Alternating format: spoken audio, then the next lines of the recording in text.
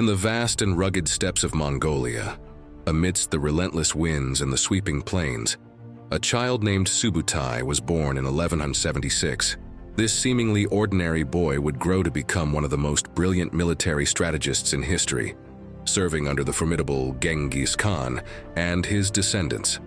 Subutai's life, filled with battles, conquests, and unparalleled tactical genius, is a testament to his indomitable spirit and unwavering loyalty to the Mongol Empire.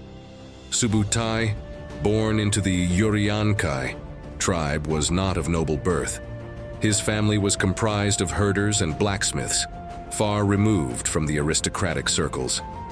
Despite his humble beginnings, Subutai displayed an extraordinary talent for warfare and strategy from a young age.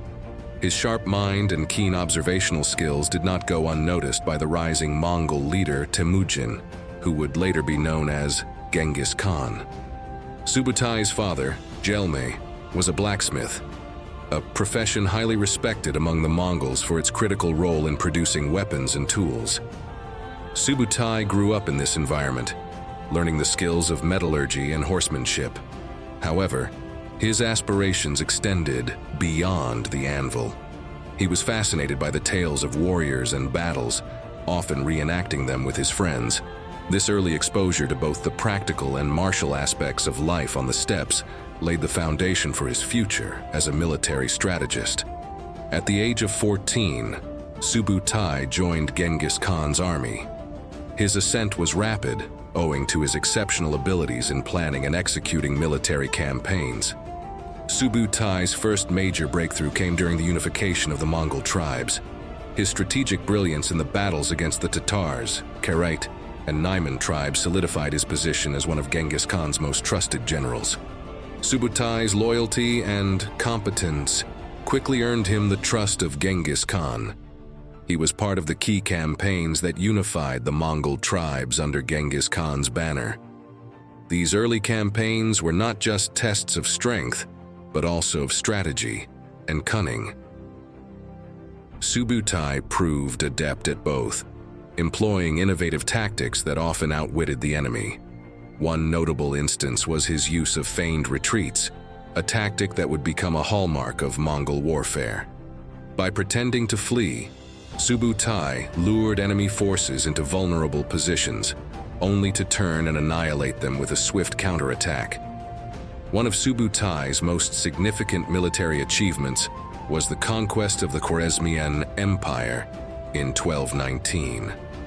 The Khwarezmian Shah, Ala ad-Din Muhammad, had insulted Genghis Khan by killing his emissaries. This act of treachery led to a full-scale invasion by the Mongols. Subutai played a crucial role in this campaign, demonstrating his unparalleled tactical acumen. The Khwarezmian campaign was a complex and multifaceted operation. Subutai, along with another famed general Jebe, led a series of audacious maneuvers that dismantled the Khwarezmian defenses. They employed a combination of feigned retreats, surprise attacks, and psychological warfare to break the morale of the Khwarezmian forces. The cities of Bukhara, Samarkand, and Nishapur fell swiftly to the Mongol onslaught. Subutai's meticulous planning and ability to adapt to the evolving battlefield were instrumental in these victories. Subutai's strategy during the Khwarezmian campaign was characterized by speed and deception. The Mongol forces moved with unprecedented swiftness, covering vast distances in short periods. Subutai's ability to coordinate multiple columns of troops, each operating independently yet in concert, was a testament to his logistical genius. He understood the importance of intelligence and used it to his advantage, gathering detailed information about the enemy's movements and weaknesses. This information was used to plan precise and devastating attacks that left the Khwarezmian forces in disarray. Perhaps the most remarkable episode of Subutai's military career was his daring raid into Europe. In 1223, Genghis Khan dispatched Subutai and Jebe on a reconnaissance mission westward. This expedition took them across the Caucasus Mountains and into the heart of Eastern Europe. Their objective was to gather intelligence and subdue any resistance encountered along the way. Subutai's forces clashed, with a coalition of Russ's principalities and Kipchak tribes at the Battle of the Kalka River. The Mongols executed a masterful feigned retreat, luring the enemy into a trap. The Russ's forces were annihilated, and Subutai's legend grew. This expedition demonstrated the far-reaching ambitions of the Mongol Empire and the sheer brilliance of Subutai's strategic mind. The raid into Europe was not just a military expedition, but also a reconnaissance mission.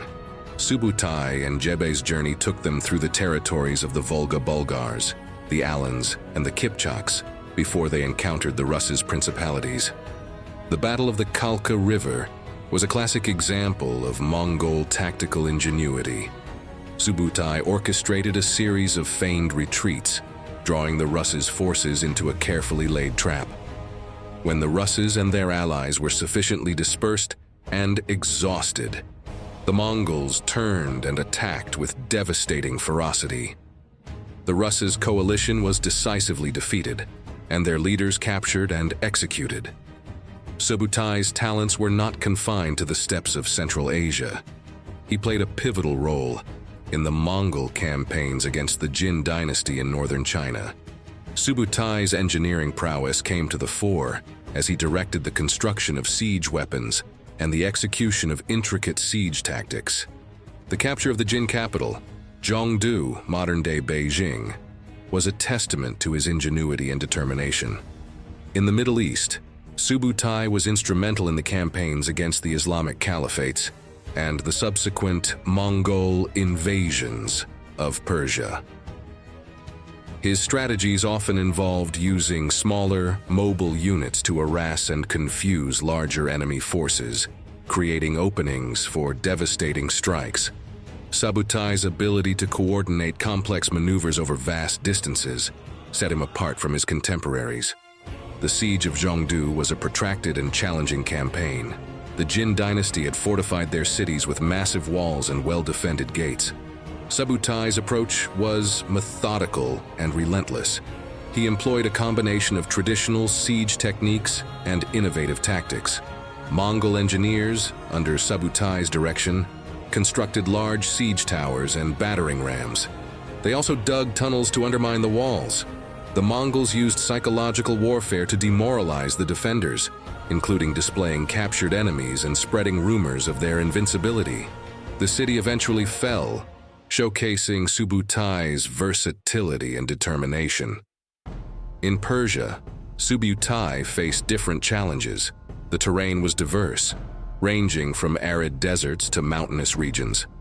Subutai adapted his strategies to the environment, using swift cavalry raids to disrupt supply lines and isolate enemy forces. He employed deception and espionage to gather intelligence and create divisions among his enemies. The Mongol campaign in Persia was marked by a series of rapid and devastating attacks that overwhelmed the defenders. Subutai's ability to orchestrate complex maneuvers over vast distances was crucial to the success of these campaigns. One of Subutai's most famous victories occurred at the Battle of Mohi in 1241.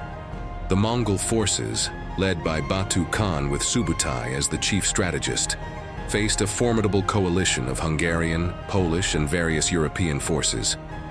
The Hungarians, under King Bela IV, had fortified their positions along the Sajo River, hoping to repel the Mongol invasion. Subutai's plan was a masterpiece of deception and tactical brilliance. He ordered a frontal assault on the Hungarian defenses, drawing their attention and resources. Meanwhile, he led a separate contingent across a nearby bridge, outflanking the Hungarian army. The ensuing attack from multiple directions overwhelmed the defenders, leading to a catastrophic defeat for the European coalition. The victory at Mohi solidified Subutai's reputation as one of history's greatest military minds. The Battle of Mohi was a complex and multifaceted operation.